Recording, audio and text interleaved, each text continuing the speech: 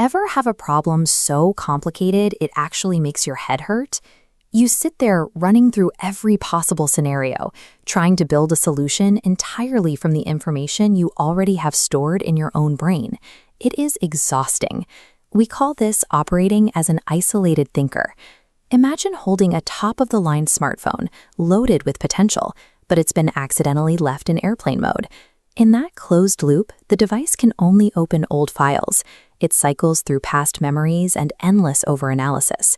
It has zero access to the massive, infinite network of answers hovering right above it. We didn't do this to ourselves on purpose.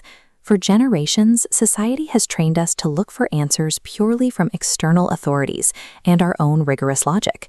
Layer by layer, that conditioning stacked up, creating heavy interference over our natural connection to anything larger. So if you feel chronically mentally exhausted, it's not because you aren't smart enough to figure out your life.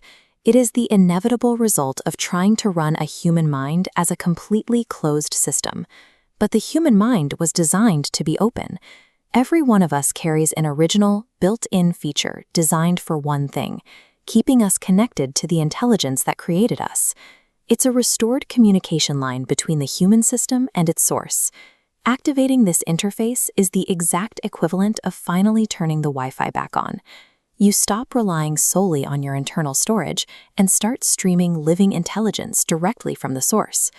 The good news is that society never actually severed this communication line. That is impossible.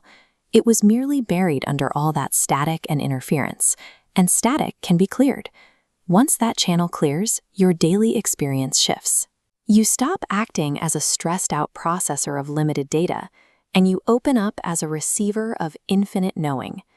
Once your interface is online, this network transmits intelligence into your life through 5 distinct, highly practical channels. The first and most recognizable is intuition. Intuition is that immediate ping of knowing. It arrives whole and complete, a split second before your conscious mind has any time to analyze the situation. You've likely felt this before. You're driving your usual route home, and you get an undeniable urge to take a side road. You do it, and later find out you avoided a massive hazard, even though you had zero logical reason to turn. As you learn to trust those immediate pings, you start developing the second channel, inner wisdom. Inner wisdom is the accumulated data of operating in connection with Source over time. It creates a deep, stable bedrock of knowing that replaces those panicked late-night pros and cons lists. Think about navigating a major transition, like leaving a steady job for a new career path. Instead of being paralyzed by anxiety, inner wisdom allows you to make that move, guided by a quiet, steady certainty. Together, intuition and inner wisdom act as your daily navigation system. They keep you moving smoothly when you're living in an open, connected state. As your system clears out more static, you access higher order channels. The third is revelation. This arrives as a massive, sudden download of profound understanding, a gift given to the system rather than a thought built by it. You could be doing something totally mundane, like washing the dishes, when a brilliant flash of clarity hits you. In a single moment, you instantly comprehend the entire complex dynamic of a past relationship that puzzled you for years. When that same high-level transmission applies to creativity, we call it the fourth channel, inspiration. This is what happens when a musician wakes up with a fully formed melody already playing in their head. True inspiration means you act as a channel for the work rather than its sole author, receiving the solution or the image as if it were handed to you. Finally, there is the most direct channel of all, spiritual communication. This is a genuine, two-way exchange with the intelligence that created the field.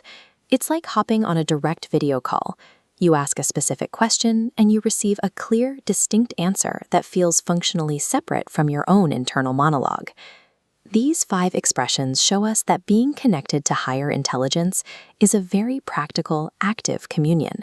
It is an ongoing conversation. Let's think back to that exhausted person sitting in the dark, trying to solve every problem with only the thoughts they can squeeze out of their own head. That tiny box of self-constructed logic is incredibly limiting. But that is no longer your only option. You can choose to step into a new identity, the divine receiver. A divine receiver operates as an open, conscious node. You become part of an infinite web, sustained by the intelligence of creation itself. You don't have to invent every answer to every problem. Simply clear the static, stay open, and let the intelligence flow in. This connection was encoded into the human design before we ever arrived in material form. It is a native feature that belongs to you simply because you exist, a birthright that has been waiting for you to unmute the volume. Stop running yourself ragged trying to logic your way through life in airplane mode. The divine broadcast is already playing natively within you right now. You just have to switch the receiver on.